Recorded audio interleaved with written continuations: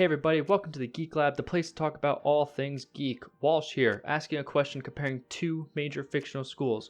Who would win in a fight, Xavier School for gifted youngsters or Hogwarts School of Witchcraft and Wizardry?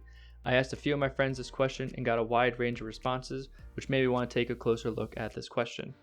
Now, we aren't talking about the staff duking it out. I'm only talking about the student body, so no Dumbledore or Professor X, just student to student. Let's start with the wizarding community. Wizards need their wands. Yes, there is wandless magic in the Harry Potter world, but it is extremely difficult to perform and has disastrous results if it isn't done properly. Wands are used to channel a wizard or witch's magic, and students at Hogwarts are taught how to use them properly. So wandless magic isn't taught at Hogwarts. In fact, the books on wandless magic are found in the restricted section of the Hogwarts library. They can't do it. If the X-Men were able to get the wands away from the wizard students, then the battle would be over. Without the wands they rely so heavily on, they have little to no power. As mentioned before, not even the most powerful wizards in the Harry Potter world have mastered wandless magic. So yeah, wands are powerful, but without them, the students of Hogwarts are in big trouble. There were 3 shield charms that played a significant role in the last Harry Potter book prior to the Battle of Hogwarts that are worth mentioning in this debate. Partigo Maxima is one of the charms that summons a large protective barrier. There is also Fianto Duri, which strengthens magical projections, and finally Repello Enemicum, which repels enemies. When these 3 terms are used together, it creates a practically impenetrable magical protection barrier. For example, when Repello Enemicum is coupled with the other 2 charms, it disintegrates anything that comes into contact with this barrier. If their battle was on Hogwarts property and these shield charms were conjured prior to the X-Men students arriving, in addition to the anti-muggle wards already put in place, there would be no battle. The X-Men would be stuck outside the magical grounds or die trying to get in. These charms would give the wizard students a huge home field advantage.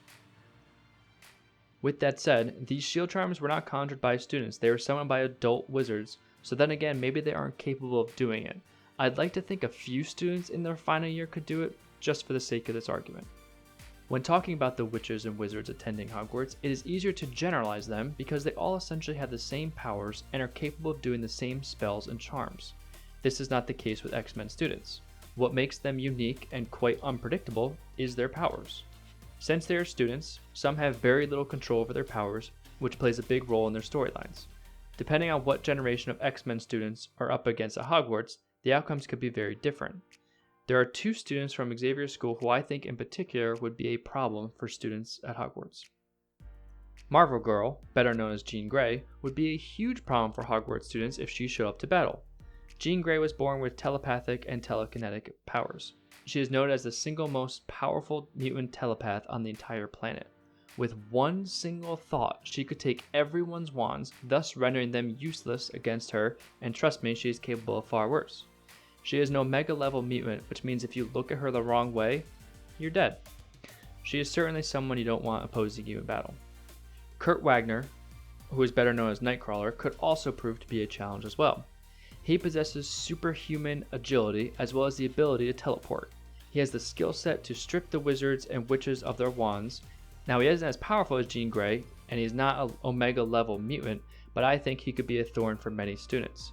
It would take a lot more than a disappearing act to beat a massive amount of wizards, but I do think he would hold his own quite well. Now, I'm sure other X-Men came to mind that you think would just annihilate a group of wizards and witches, but the most powerful X-Men weren't students. Fan favorites like Wolverine and Psylocke aren't eligible for this fight. If staff were able to fight on both sides of this battle, I do think it would be a quick battle with the X-Men on top. Overall, the key difference between the mutants and wizards is the nature of their powers. Wizards all have the same power, which is essentially a little bit of everything, while mutants have just one ability, but are often far more powerful. For example, a wizard can summon fire with a spell and a wand, but a mutant can summon an inferno by thinking about it and isn't limited by incantations. But there are also many mutants with extremely weak or outright non-existent powers, like those with just slightly different colored skin, or spines, or something equally useless. So in terms of that, it would seem roughly equal, if not tipped in favor of the wizards. But there are mutants whose powers exceed the combined might of every magical item and being ever witnessed in the Harry Potter universe. Jean Grey, at the height of her power, could literally rewrite the entire universe itself. She could think and vaporize every magical entity in existence. Legion, similarly, could change reality and make their magic just vanish. You also have mutants like Franklin Richards and Wanda Maximoff. Any of these mutants have power levels so unbelievable that it would be literally impossible for the wizards to beat them before they were blinked out of existence. Wanda has even been shown to do this in the House of M.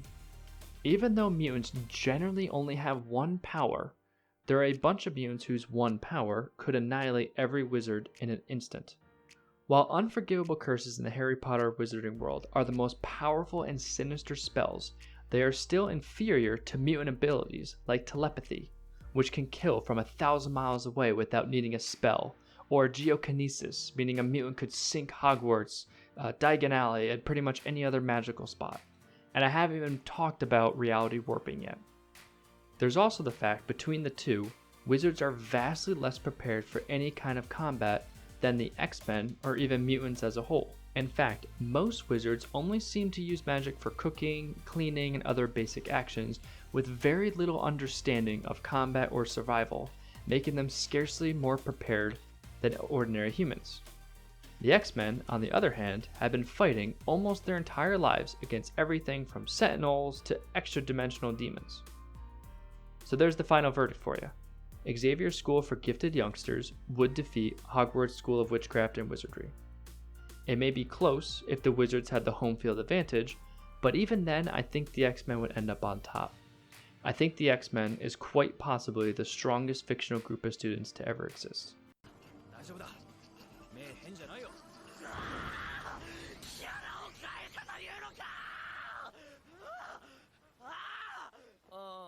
Well, that'll do it for this episode. If you like this video, don't forget to hit that like button and subscribe for more content like this.